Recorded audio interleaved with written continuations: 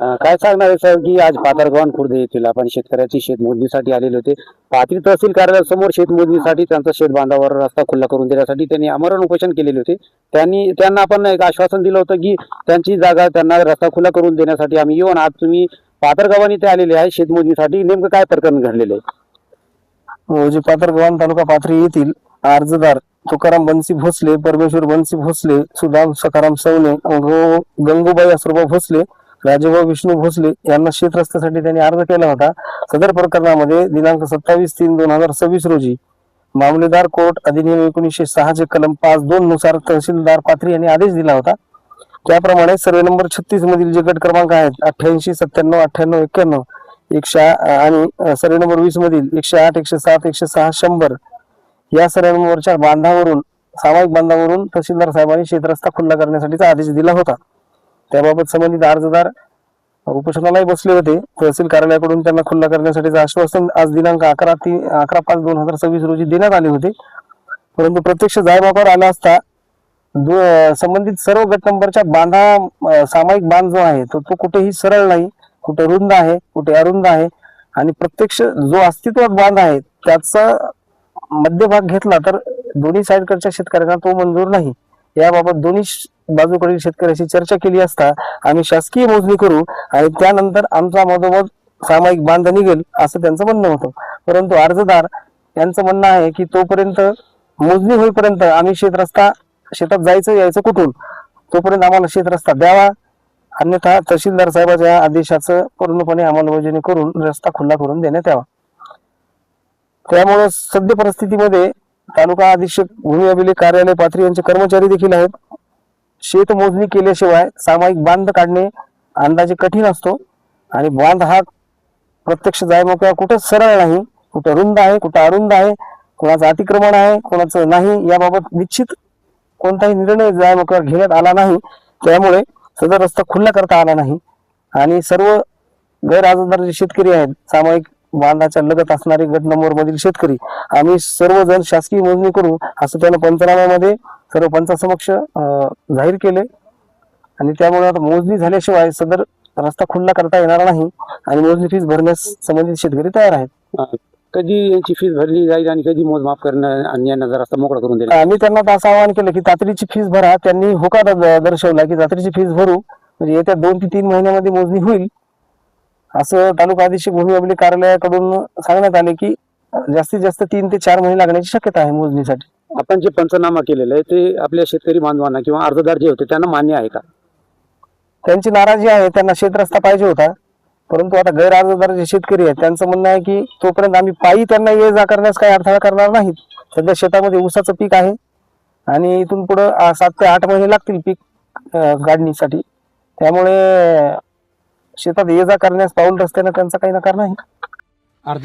अर्जदाराला आपण उपोषण सोडण्यासाठी भाग पाडलं होतं की शेती जमीन मोजून करून देण्यात येईल, पण आज ते म्हणतात की तुम्ही बरोबर त्यांच्यासोबत न्याय केलेला नाही. काय म्हणणार? अर्जदाराचं म्हणणं बरोबर आहे. माझ्या म्हणण्यावर त्यांनी नाही का उपोषण मागे घेतलेलं आहे, परंतु प्रत्यक्षात मी स्थळपाहणी केली त्यावेळेस असे निदर्शनास आले की जे नंबरदुरा आहे ते एक लगट सरळ दिसून येत नाही, कुठं कमी आहे कुठं जास्त आहे. त्यासाठी नाही का कोणाचं शेत पुढे आले आणि कोणाच्या पाठीमागे आहे याचा कुठंच बोध होत नाही आणि दोन्ही शेतकरी स्वतःच्या शेतातून रस्ता 2 फूट बी जागा सोडण्यास तयार नाही. त्याच्यामुळं पर्याय त्याला काहीच निघायला तयार नाही आहे. पर्याय एकच आहे, जोपर्यंत नाही काय दोन्ही मोजणी करून घेत नाहीत, मोजणी केल्यानंतर लक्षात येईल की नेमकं धुरा किती आहे नंबर धुरा, त्या नंबर धुऱ्यावर आम्ही नाही का प्रत्यक्षात त्यांना रोड काढ रस्ता मोकळा करून देण्याची कारवाई करू. पण ज्यामध्ये ज्याला गरजच नाही मोजणी भरायची, वाट आहे ऑलरेडी, त्यांना सगळ्यांना वाट यामध्ये ज्या अर्जदारांना समजा साहेब बनले की ज्यांनी आपण आपली मोजणी फी भरून घ्यावी, यासाठी ज्यांना मोजणी फी भरायची त्यांना ऑलरेडी वाट आहे, ते अजिबात मोजणी फी भरणार नाहीत ही गॅरंटी माहिती. आणि त्यांना आम्हाला सध्या गरज रस्त्याची तिकडे, या आम्ही भरायला तयार आहेत, पण या दुसऱ्याची आम्ही हमी घेऊ शकत नाहीत ना. ते भरतील नाही भरतील त्याची जबाबदारी कोण घेणार आहे? नमस्कार, मी शेतकरी कृष्णा नंदू भोसले, शिवार पाथरगाव खुर्द. मंडळी, हे प्रकरण 7-8 वर्षापासून चालू आहे. मी एकलाच ह्या प्रकरणाला झुंज देत आहे. एक दिवस दूध का दूध और पाणी का पाणी होणार हे शब्द माझे. न्यायालय म्हणजे न्याय देवता असते. खरा रिझल्ट कधी बी खराच लागणार असतो. मंडळी, प्रत्येक जमिनीला सर्वे असतो आणि प्रत्येक सर्वेला गट पाडलेले असतात. माझा सर्वे नंबर 20. माझ्या 20 सर्वेचा मालक मी आहे. 36चा आणि माझा अर्थार्थी कुठलाही संबंध नाही. तर मंडळी, 20 सर्वे नंबरचे गट पडले 100, 107, 106, 108 आणि 117. ह्या 20 सर्वेमध्ये माझे वरच्या दिशेला भाऊबंद आहेत आणि पूर्णत्व रस्ता हा मी स्वतः मुरुम भरून, माती भरून, नाल्या टाकून स्वतः हद्दीमधून रस्ता केलेला आहे.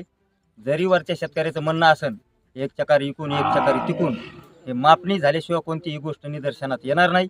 आणि त्या मला जे भांडणारे वादी आहेत तुकाराम बनसी भोसले यांनी थोडं जाणीवपूर्वक विचार करावा. तुम्हाला शेतीला रस्ता पाहिजे.